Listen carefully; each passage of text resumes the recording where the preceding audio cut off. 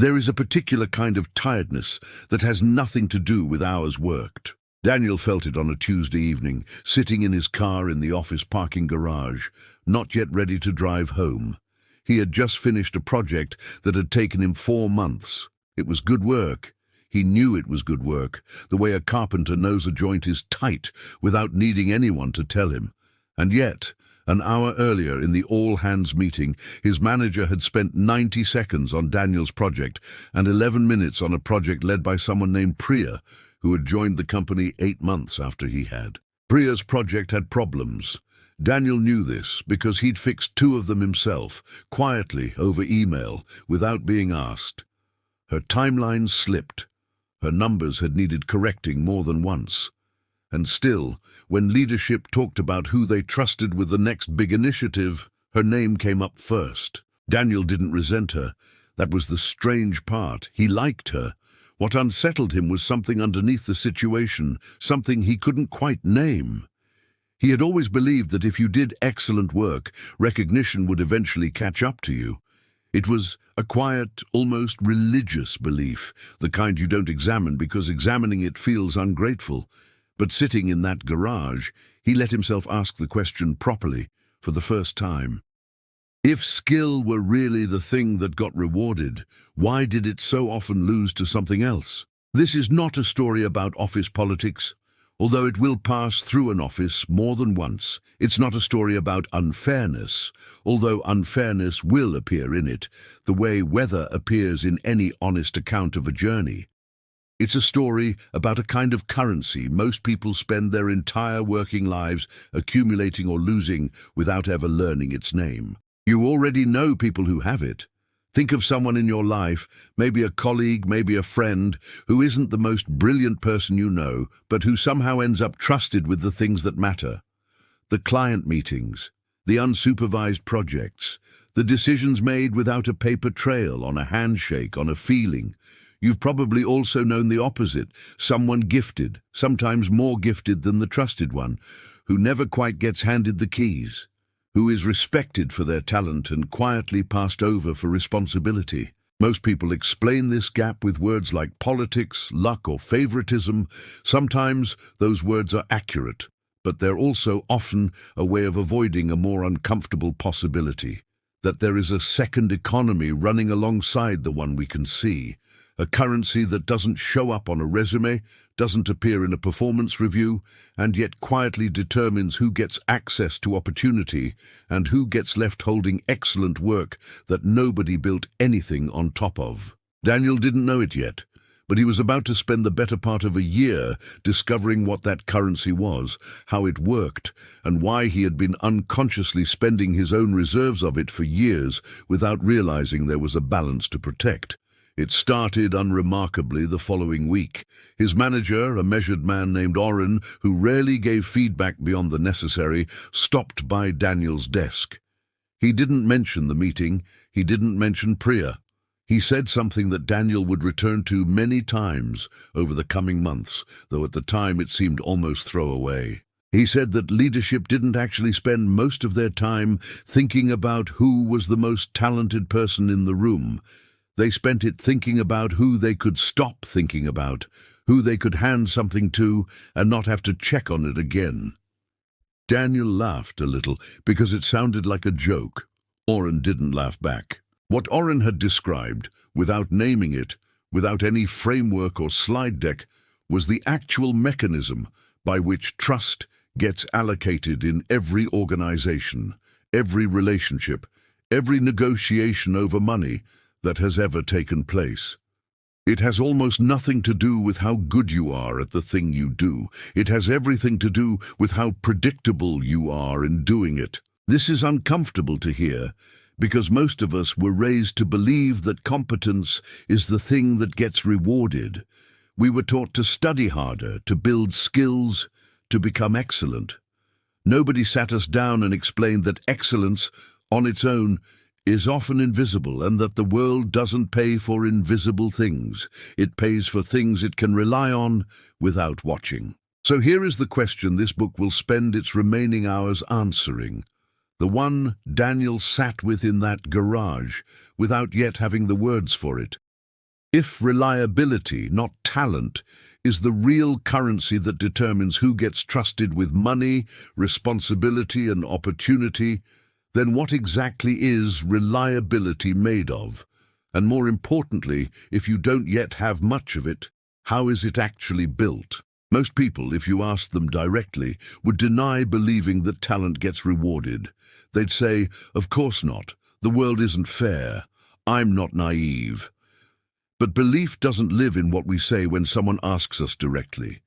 It lives in how we behave when no one's asking. Watch how people actually spend their working hours, and you'll see the real belief underneath the polite denial. They polish the deliverable one more time before sending it, convinced that quality is what will be noticed. They stay quiet in the meeting, assuming their sharpest idea will speak for itself once written up properly. They wait to be recognized, rather than positioning themselves to be relied upon. Underneath all of it sits the same quiet assumption. If I get good enough, someone will notice, and noticing will lead to reward. It's not a stupid belief, it's just an incomplete one, and incomplete beliefs are more dangerous than false ones because they contain enough truth to survive contact with reality for years before quietly failing you. Here is the part conventional thinking leaves out. Competence answers the question, can this person do the work? But every person who hires, promotes, invests, or delegates is actually asking a different prior question, one that almost never gets said aloud. Can I stop worrying about this? Those are not the same question. A brilliant surgeon who is unpredictable about showing up on time creates more anxiety in a hospital administrator than a competent surgeon who is always exactly where they're supposed to be, doing exactly what was agreed. A gifted freelancer who delivers extraordinary work but misses deadlines by unpredictable margins costs a client more in stress than a merely good freelancer whose timeline you could set your calendar by. This isn't a claim that mediocrity beats excellence. It's a claim that unpredictable excellence often loses to predictable competence, because what's actually being purchased in almost every transaction involving trust is the client's own peace of mind. Think about what money really represents when it changes hands in a professional context. It rarely represents pure output. It represents a transfer of risk. When a company pays someone a salary instead of hiring per task, they are paying in part for the anxiety they no longer have to carry about whether the work will get done. When an investor puts capital into a founder, they are not only betting on the idea, they are betting on whether this particular person will do what they say they'll do when no one is watching. When a client pays a premium for one contractor over a cheaper one, they are frequently paying to make a worry disappear. This reframes the entire question of income in a way that most career advice never quite reaches. We are told to build skills, build a portfolio, build a network, all useful. But almost no one is told to build a track record of being exactly who you said you'd be, because that instruction sounds too modest to put on a course thumbnail. It doesn't sound ambitious. It sounds almost boring. And yet it may be the single most underpriced asset in the entire modern economy. There's a historical echo here worth sitting with. In the early stages of banking, centuries before modern credit systems existed, moneylenders in Renaissance Italy didn't primarily assess wealth when deciding who to lend to. They assessed reputation, built over years, sometimes generations, based on whether a merchant's family had honored debts in the past. A wealthy man with a history of broken promises could find doors closed to him that opened easily for a modest trader whose family had never defaulted. The ledger that mattered most wasn't the one showing current assets. It was the one, unwritten, existing only in the memory of a community that recorded whether your word had ever failed to match your actions. That ledger never went away. It just became less visible as economies grew larger and more anonymous. But inside every organization, every industry, every small enough professional world, it still exists, tracked not in a spreadsheet, but in the accumulated impressions of everyone who has ever worked with you. Every missed deadline is an entry. Every promise kept without fanfare is an entry. Most people are making deposits and withdrawals into this ledger daily without knowing the account exists. Daniel began to notice this ledger once Oren's comment stayed with him.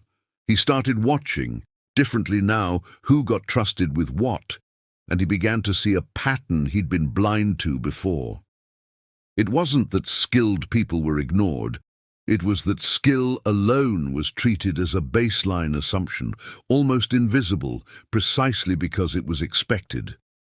What actually differentiated people, what got talked about in hallway conversations and closed-door meetings, was whether you could be counted on when it was inconvenient for you to follow through. That distinction between skill as the entry price and reliability as the actual currency of advancement is the belief this book intends to replace. Once you see it, you cannot quite unsee it. And once Daniel saw it, he had to confront a harder question than the one he started with. Not whether the pattern was real, but whether he himself had been reliable in the ways that counted, or only in the ways that were easy. There's a particular kind of self-deception that only intelligent people are capable of, and it has to do with timing. Daniel considered himself reliable. If you'd asked him, he would have pointed to his output.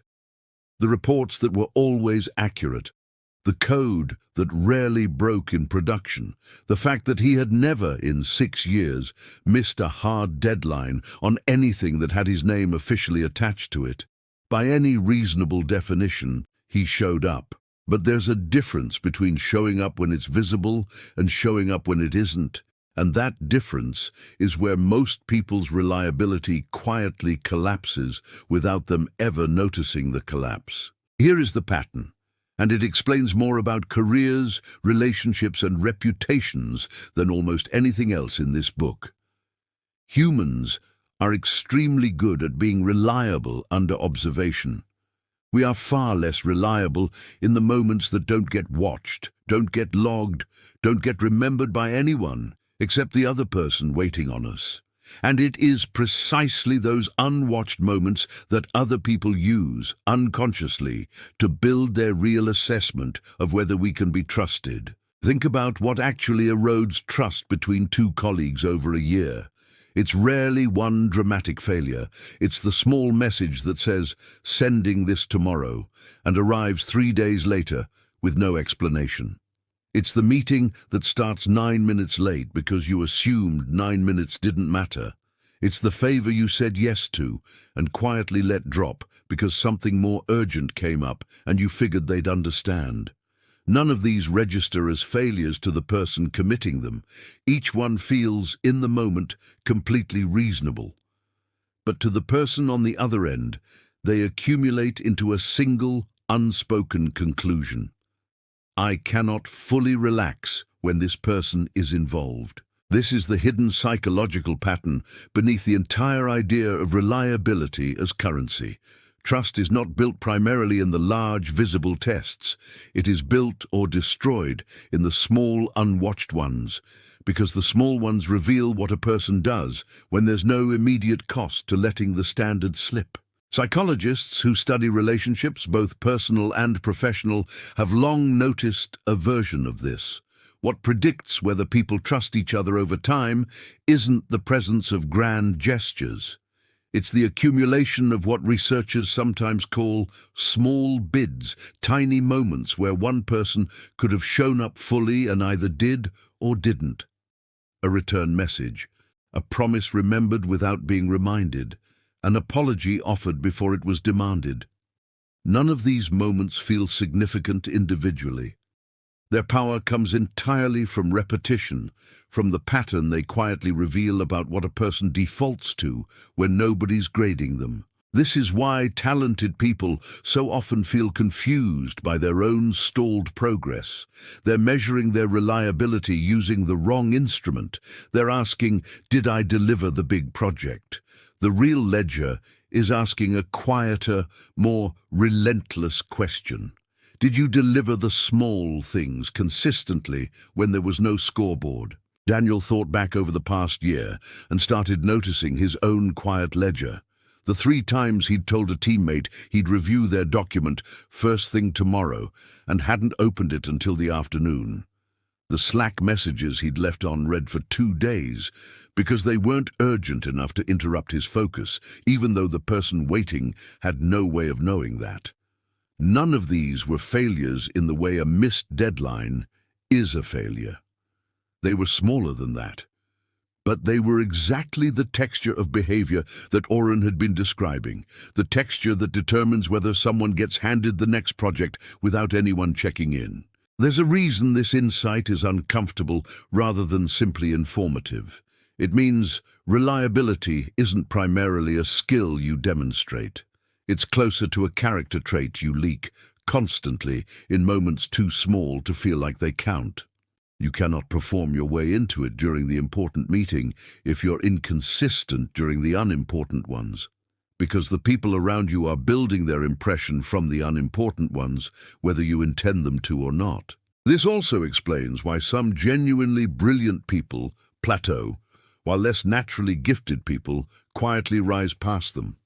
The brilliant ones often optimize for the moments that showcase their brilliance, the big presentation, the impressive deliverable, and neglect the small mechanical follow-through that doesn't showcase anything.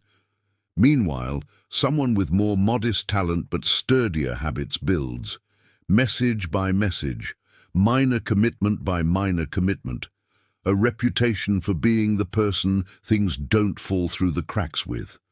Eventually, that reputation becomes worth more than raw ability, because raw ability without dependable follow-through is a resource nobody can plan around. None of this means talent doesn't matter. It means talent is the ticket that gets you into the room.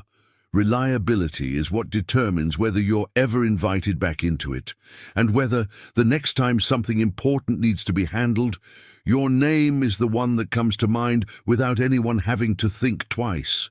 Daniel now had language for the pattern he'd been sensing.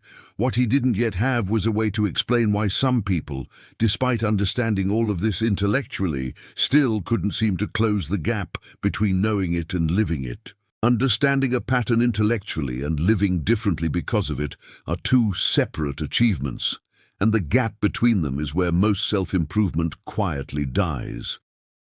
To see why, it helps to leave Daniel's story for a moment and look at 3 very different situations, because the pattern he'd discovered wasn't confined to office life. It showed up everywhere trust and money intersected. Consider a small manufacturing company in the Midwest, family-run, 3 generations old. The founder's grandson, who eventually took over operations, used to tell a story about the company's early years. In the 1970s, during a period of supply shortages, the company had a chance to substitute a cheaper material in a batch of products without any customer likely noticing the difference. It would have saved real money at a moment when the business needed it. The founder refused, not because he calculated the risk of getting caught, because, as he put it later, he didn't want to find out what kind of company they'd become if they started making that kind of decision when no one was watching. Decades later, when a much larger competitor collapsed following a quality scandal, this smaller company inherited a wave of contracts from customers who had never done business with them before, purely on reputation passed by word of mouth. Nobody in that boardroom had ever seen a spreadsheet proving the company was reliable. They had simply heard, repeatedly, over years, that this was a company that did what it said. Now consider the opposite pattern, visible in the world of venture capital. Investors who fund early-stage founders will often tell you that the biggest predictor of whether they reinvest in a founder's next company has surprisingly little to do with whether the first company succeeded. Startups fail constantly, for reasons entirely outside anyone's control. What investors track instead is something closer to informational reliability. Did the founder send honest updates when things were going badly, or did the updates go silent right when the news turned bad? A founder who reports a difficult quarter accurately, without spin, is quietly building a kind of trust that outlasts any single company's failure. A founder who goes dark during hard months, only to resurface with forced optimism, is making withdrawals from an account whose balance they don't realize is being watched. The third example is smaller, more intimate, and probably more familiar. Think about the difference between two kinds of friends. One is exciting to be around, full of energy and big plans, but cancels often, arrives late, and you've learned, without ever discussing it, to build a buffer into any plan involving them. The other isn't particularly exciting. They're just there, on time, doing what they said. And over years you notice you've started telling them things you don't tell anyone else. Not because they're more insightful, but because they've never once given you a reason to hold back. What connects these three completely different worlds, manufacturing, venture capital, and friendship, is that in every one of them, the party extending trust is running a private, ongoing risk assessment, whether or not they'd ever describe it that way. And in every case, the assessment isn't primarily built from the big, dramatic moments. It's built from what people do in the ordinary, unglamorous stretches when the stakes seem too low to matter. This is worth pausing on, because it explains something that confuses a lot of ambitious people. They assume the way to build trust is to demonstrate excellence in the high-stakes moments, the big pitch, the crucial deadline, the public performance. And those moments do matter, but they matter far less than people assume, because everyone rises to the occasion for the moments that obviously matter. What separates people isn't performance under a spotlight. It's performance in its absence. Daniel found himself thinking about a specific memory. Months earlier, a junior colleague had asked him for feedback on a document. Low stakes, nothing riding on it. He'd said he'd get to it by end of week. He hadn't. The colleague never brought it up again, and Daniel had genuinely forgotten the exchange until this moment. But the colleague hadn't forgotten. People rarely mention these moments directly. They simply file them away, quietly recalibrating how much they can lean on you. And that recalibration shows up later, in a decision you never see being made, in a project you're never told you were considered for and passed over on. This is the uncomfortable mechanism underneath the entire idea of reliability as currency. Most of the transactions that determine your reputation happen without your knowledge, decided by people privately weighing small memories you don't even recall creating. You are being evaluated constantly, not through interviews or reviews, but through 1,000 tiny, forgettable interactions that other people, quietly, do not forget. Which raises the real question Daniel now had to sit with.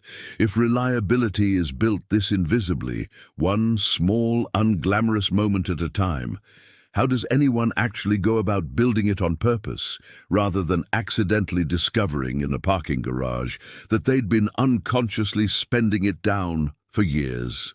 There's a useful way to think about all of this that Daniel eventually landed on, mostly by accident, while trying to explain the pattern to a friend over dinner. His friend had asked why he'd become so preoccupied with this idea of small, unwatched moments.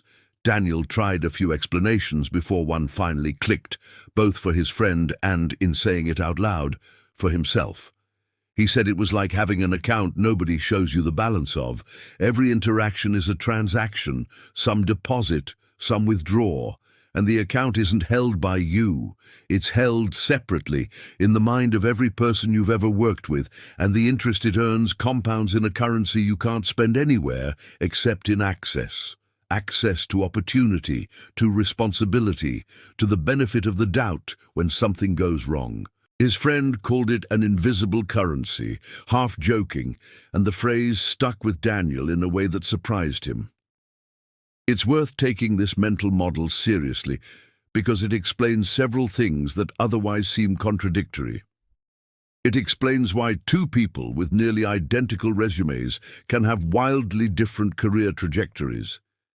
It explains why some people seem to get away with occasional mistakes, while others are punished harshly for a single misstep. And it explains why reputation, once damaged, is so slow to rebuild, slower than almost anyone expects. Think about how an actual currency behaves. Its value isn't fixed. It depends on the confidence of everyone using it.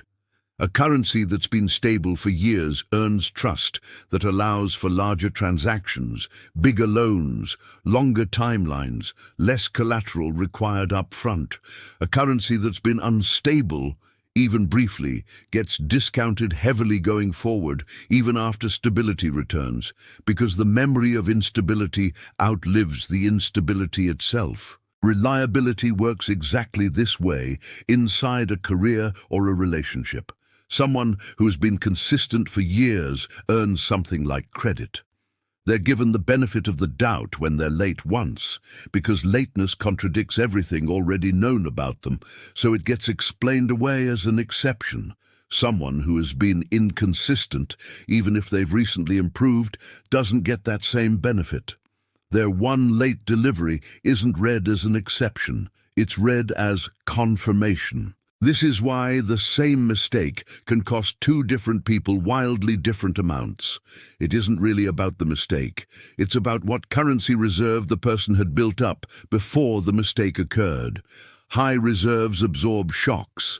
Low reserves turn a single missed deadline into a permanent downgrade in how much someone will ever be trusted with again. There's a second feature of this mental model worth sitting with, because it changes how you might think about your own daily choices.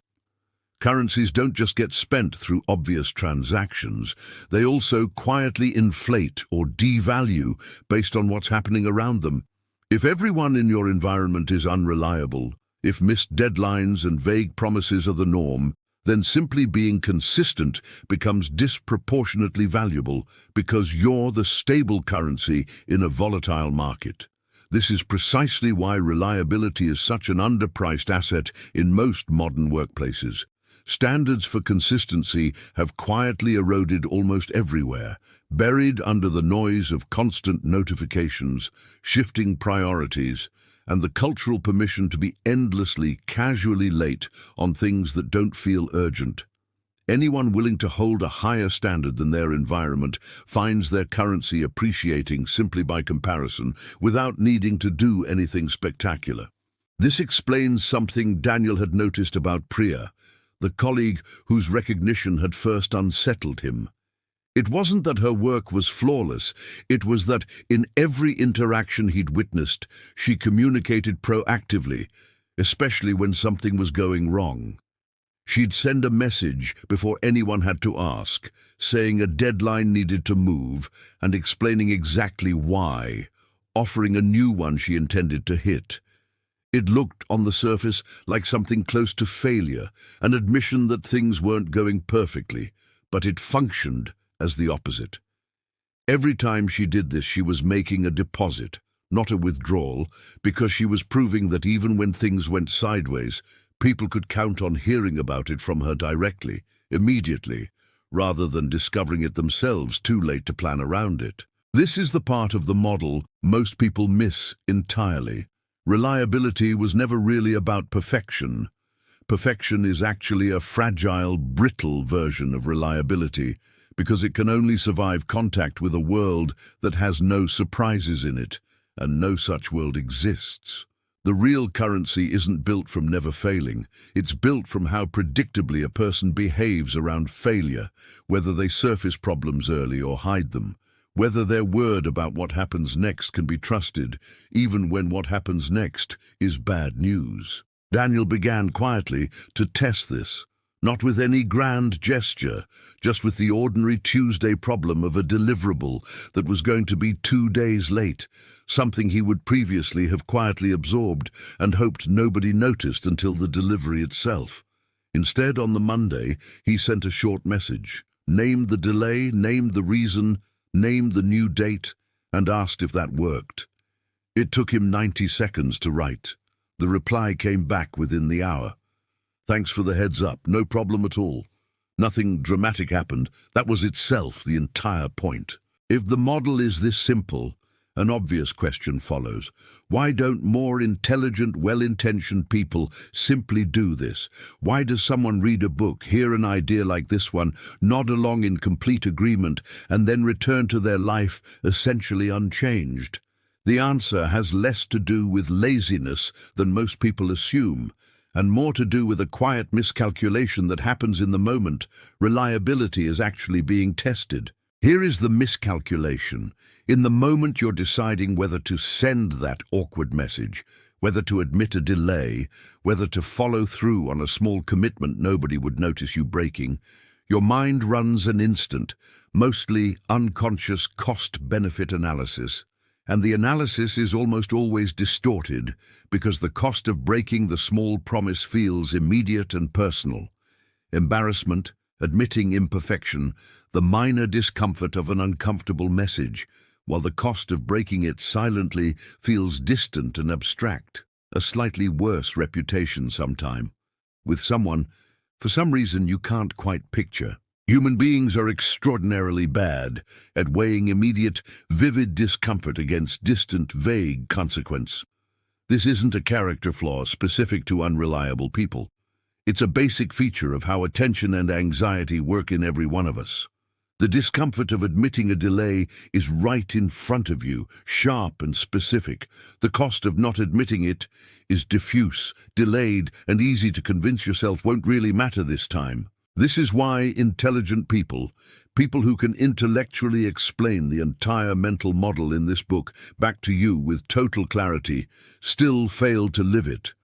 Understanding a pattern and feeling its cost in the actual moment of decision are governed by entirely different systems. You can know with complete confidence that consistency compounds, and still, at 11 at night, choose to leave a message unanswered because responding requires energy you don't currently have, and the cost of not responding feels, in that specific moment, like nothing at all. There's a second reason smart people get stuck here, and it's more uncomfortable than the first. A lot of talented people have spent their whole lives being rewarded for their exceptions, not their patterns. The gifted student who could cram the night before and still outperform everyone who'd studied for weeks learns, early and durably, that brilliance is a substitute for consistency. That lesson works remarkably well in school, where performance is measured in isolated high-visibility events, the test, the presentation, the interview. It works far worse in a career, where performance is measured across thousands of small, low-visibility interactions that never show up on a transcript. This creates a specific trap. The more naturally capable someone is, the more evidence they've accumulated over years that they can succeed without the boring discipline of consistency.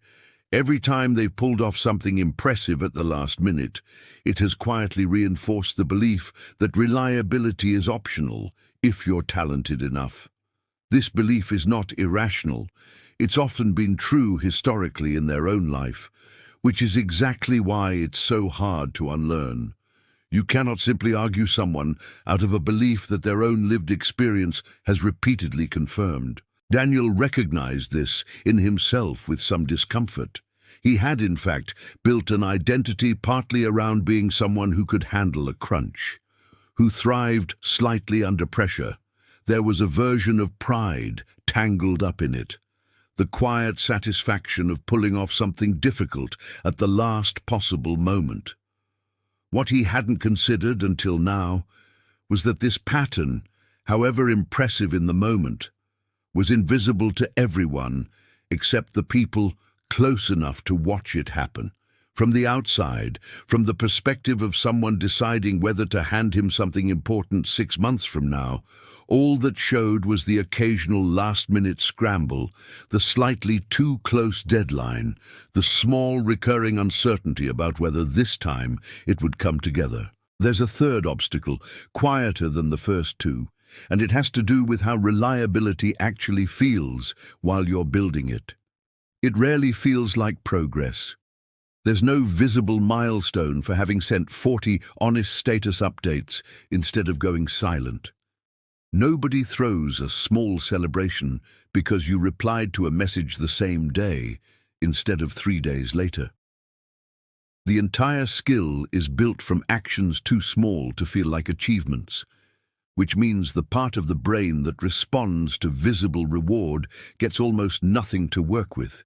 You're asked to sustain a behavior indefinitely in exchange for a payoff you can't see accumulating and won't fully understand until years later, when someone hands you something significant and says, almost offhand, that they knew they could count on you. This is precisely why so few people build this deliberately.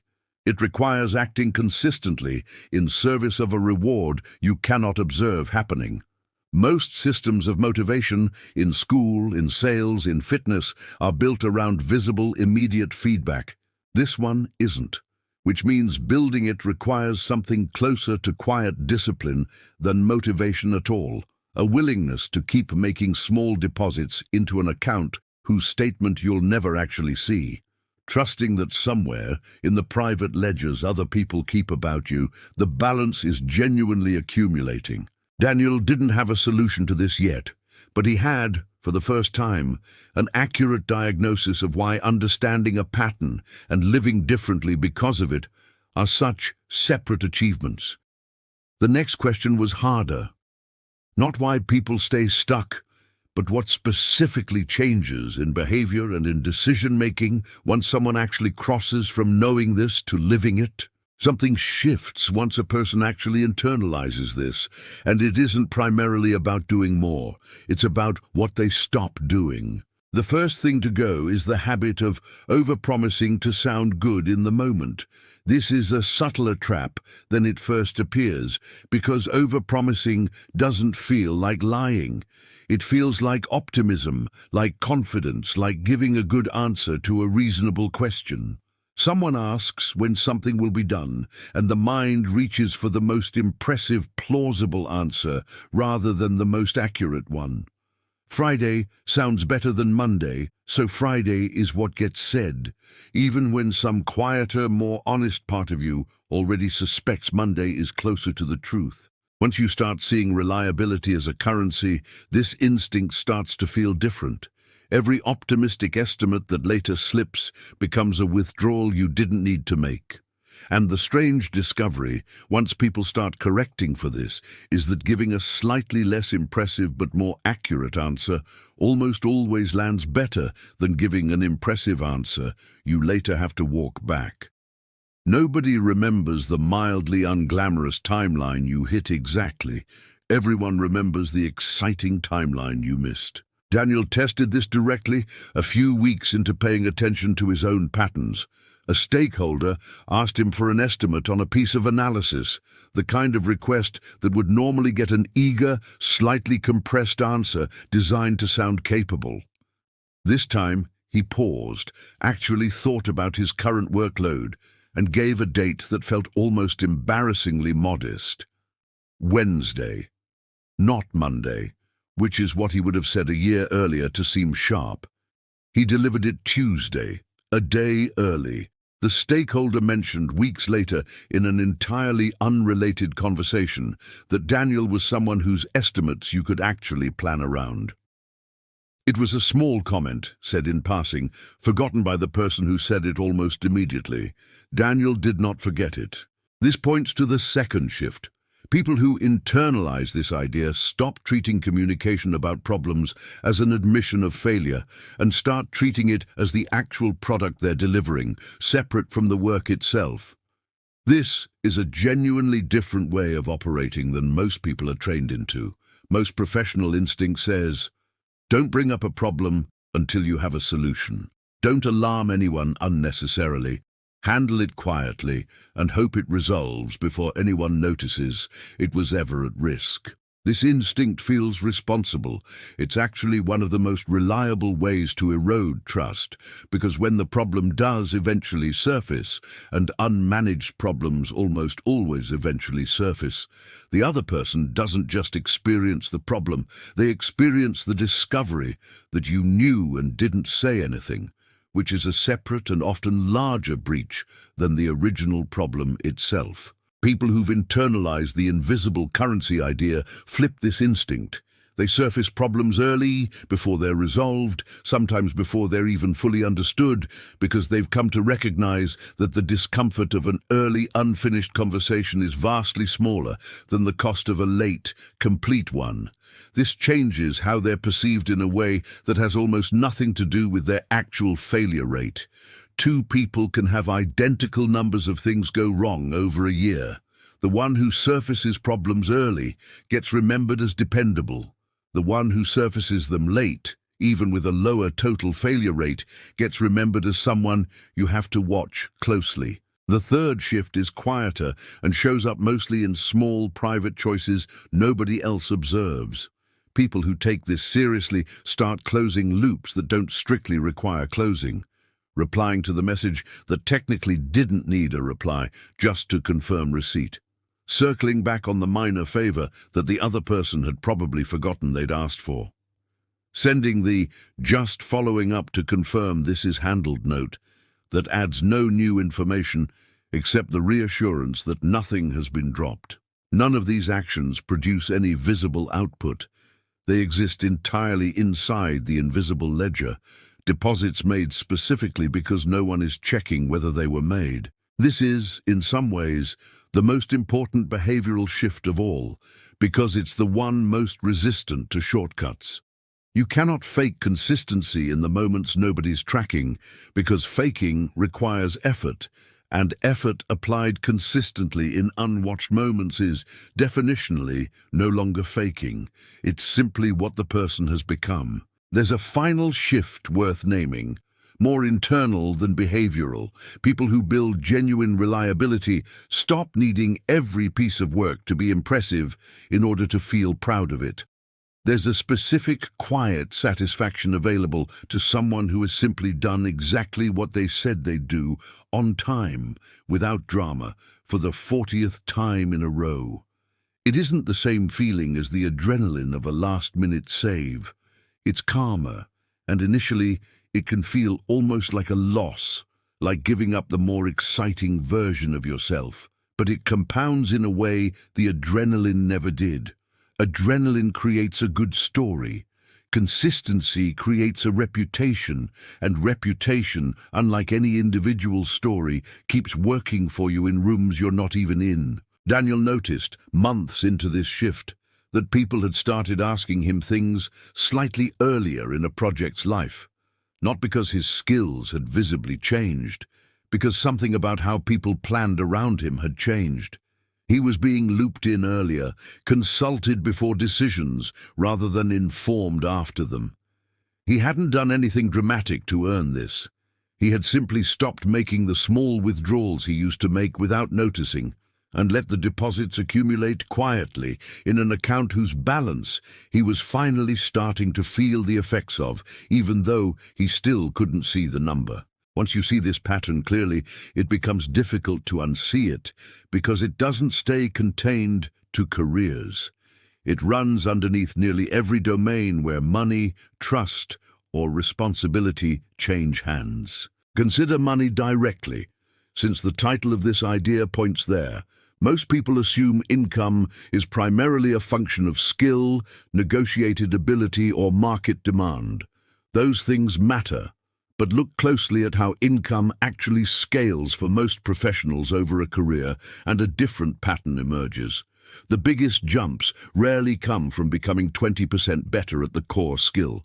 They come from being trusted with larger scope, a bigger client, a bigger budget, a bigger team, a bigger decision made without needing to be double-checked. And scope, almost without exception, is allocated based on the invisible ledger, not the resume.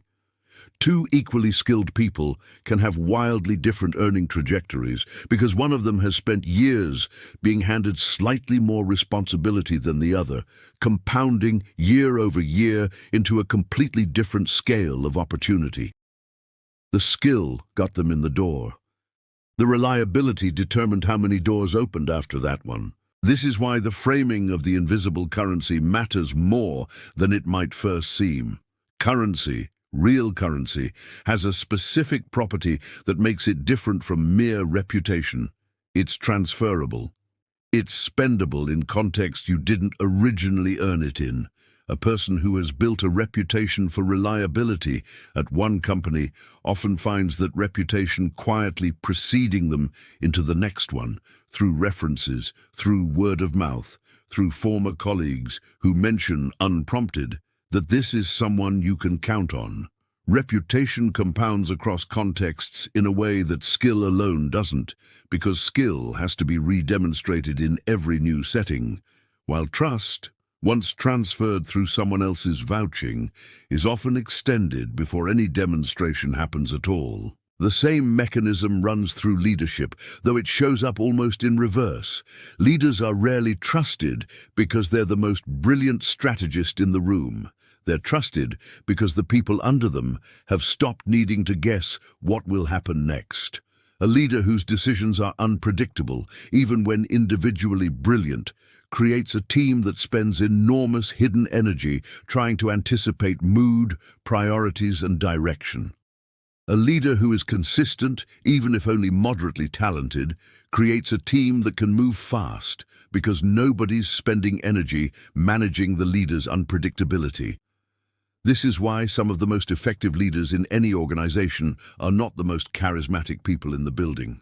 They're the ones whose word, once given, can be treated as settled fact. Their teams don't waste time wondering if a decision might reverse tomorrow. That absence of wasted energy is, itself, a form of value creation that rarely gets named directly, but is felt by everyone who's ever worked for someone unpredictable and then worked for someone who wasn't. The pattern extends into relationships that have nothing to do with work at all. Anyone who has been in a long relationship, romantic or otherwise, knows that the moments that erode intimacy are rarely the dramatic betrayals. Those are rare and often, oddly, survivable if handled with honesty. What erodes intimacy more reliably is a slow accumulation of small, unkept promises, the plan that got casually cancelled, the question that never got a real answer, the small commitment quietly forgotten. Each one alone seems too minor to matter.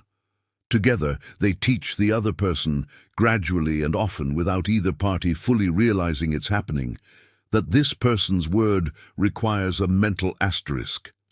Trust in intimate relationships is built from the exact same unglamorous material as trust in a boardroom.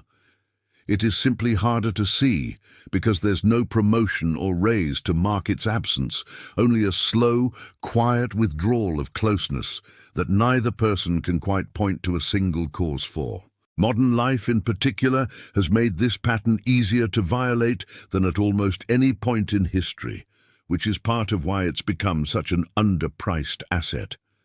Communication is instantaneous and constant, which means the number of small promises any person makes in a given week, replying, confirming, following up, has multiplied far beyond what it was a generation ago. More promises made means more opportunities to quietly break them, and the culture around this breakage has become remarkably forgiving. Being left on red, missing a follow-up, letting a commitment fade into silence, all of this has become so normalized that consistency now stands out sharply against the baseline, the way a single steady note stands out against static. This is, in a strange way, good news. It means the standard required to become genuinely trustworthy in a modern professional or personal environment has quietly dropped, even as the reward for meeting it has quietly risen. You are no longer competing against a world of universally reliable people.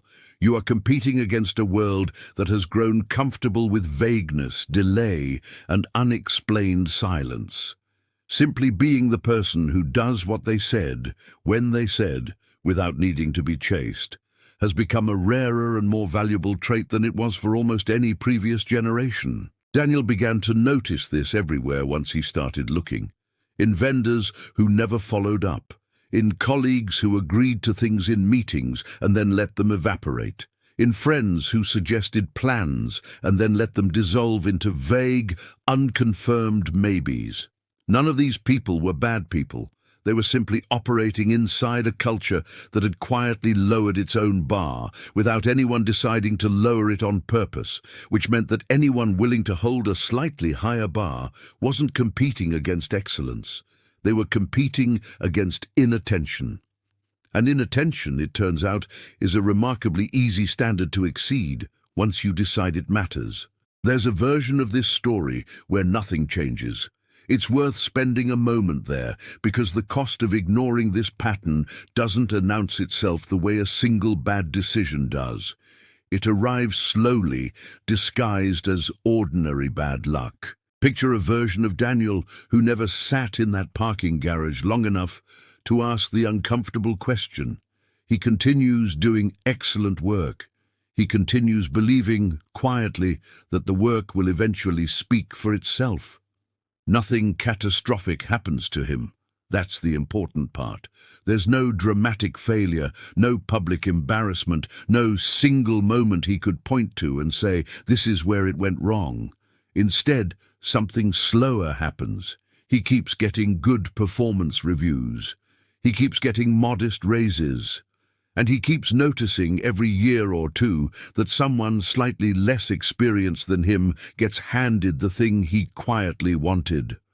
Not because anyone decided against him, because he was simply never in the small, private set of people whose names surfaced first when trust needed to be extended quickly. This is the real cost of ignoring the pattern, and it's precisely why so many capable people spend entire careers slightly confused about their own stalled momentum.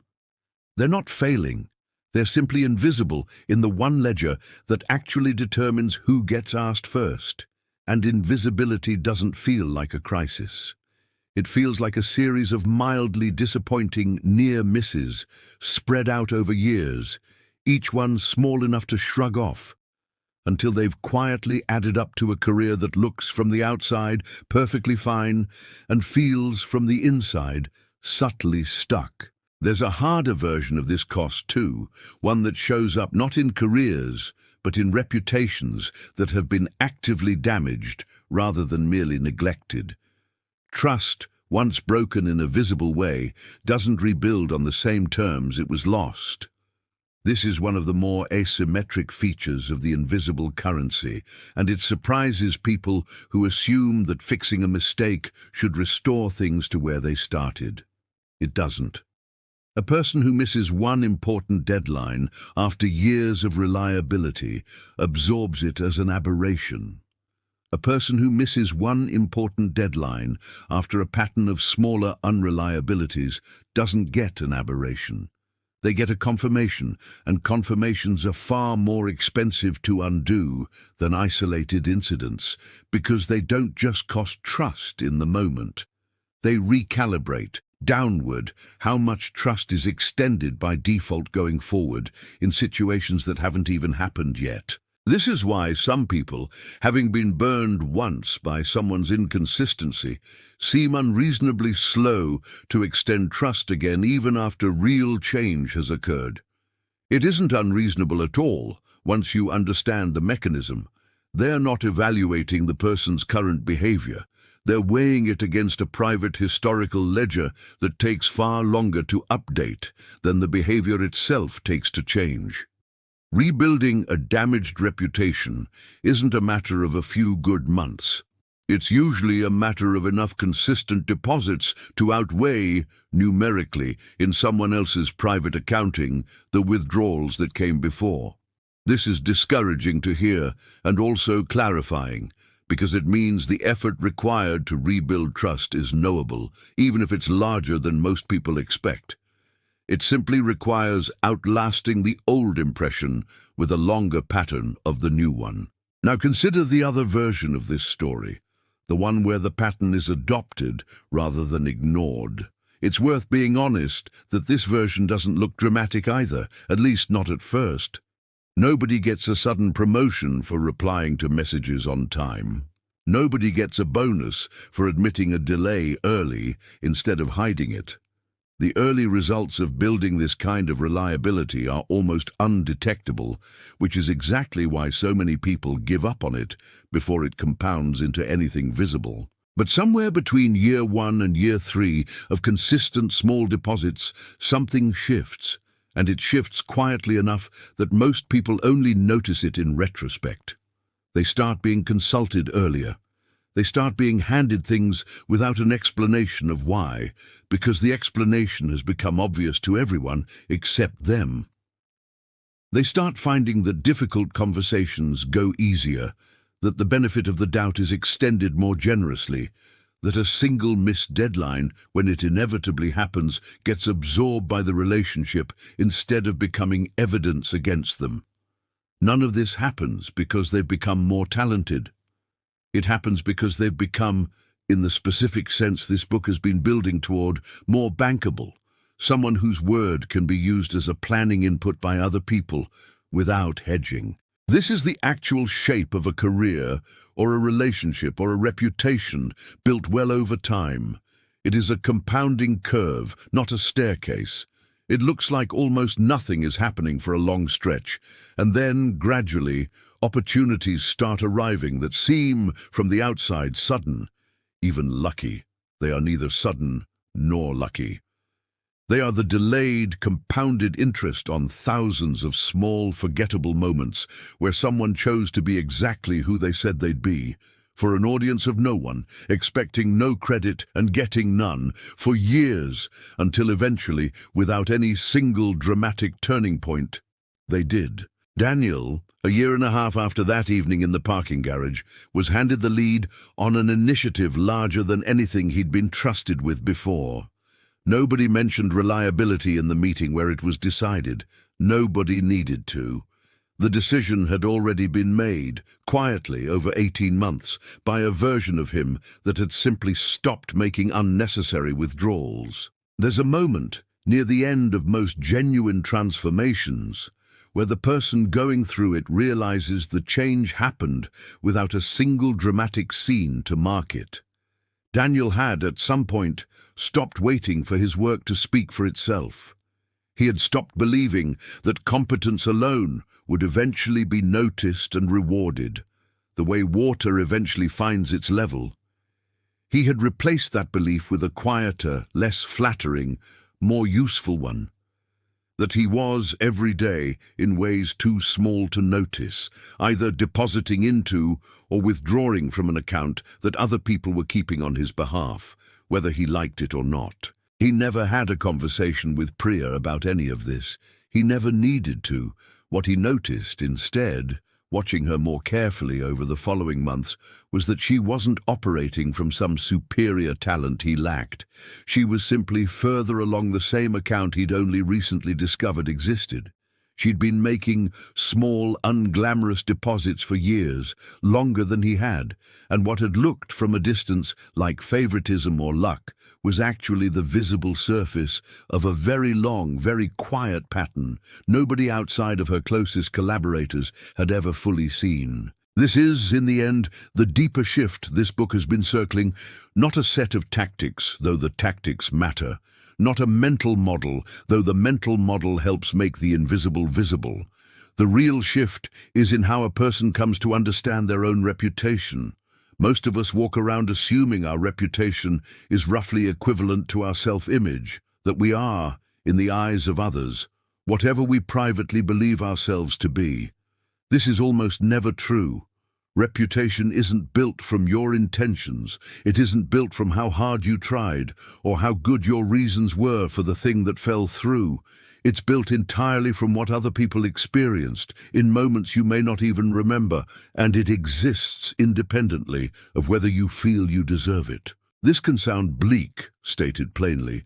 It isn't meant to. It's meant to be liberating in a specific way that takes a while to feel. If reputation were built from talent, there would be very little any of us could do about it beyond the talent we were already given. But it isn't built from talent. It's built from a set of small, repeatable, entirely voluntary choices, available to anyone regardless of how naturally gifted they are. The message left unread can be answered. The delay can be surfaced instead of hidden. The small promise, the kind too minor to ever be checked, can be kept anyway, specifically because no one would notice if it wasn't. None of this requires exceptional ability. It requires only the willingness to keep making the choice, quietly, for longer than feels rewarding, until the reward finally arrives in a form too gradual to feel like an event. There's something worth saying honestly here, because this book has tried throughout not to oversell the idea. Building this kind of reliability will not make you the most talented person in your field. It will not substitute for genuine skill, and no amount of consistency turns weak work into strong work. What it does is far more specific, and in some ways more valuable.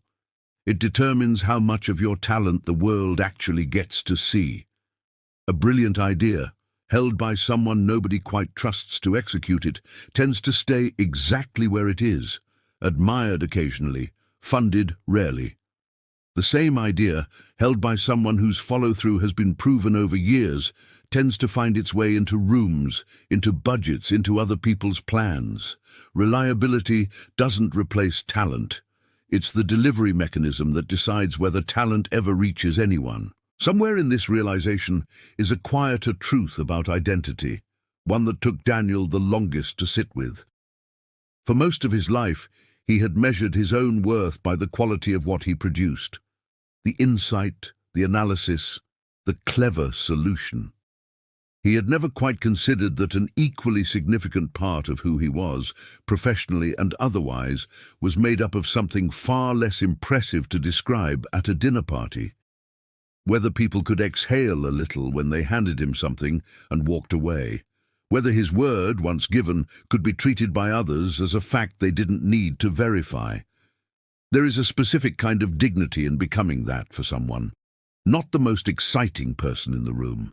Simply the person whose presence quietly reduces how much everyone else has to worry. This book began with a question that was never asked directly, though it sat underneath every chapter. Why does reliability, something so ordinary, so unglamorous, so rarely celebrated, end up determining so much of what a person earns, is trusted with, and ultimately becomes?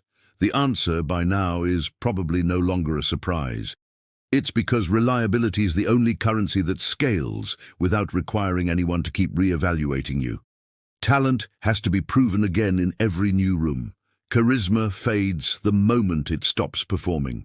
But a reputation for doing exactly what you said, quietly built over years, travels ahead of you into rooms you haven't entered yet, vouching for you before you've said a word. You already have access to this currency. It doesn't require permission, capital, or unusual talent to begin accumulating it. It requires only the next small promise, the one nobody is watching, kept anyway. That choice, repeated long enough, is the entire mechanism. Everything else in this book was simply an explanation of why it works.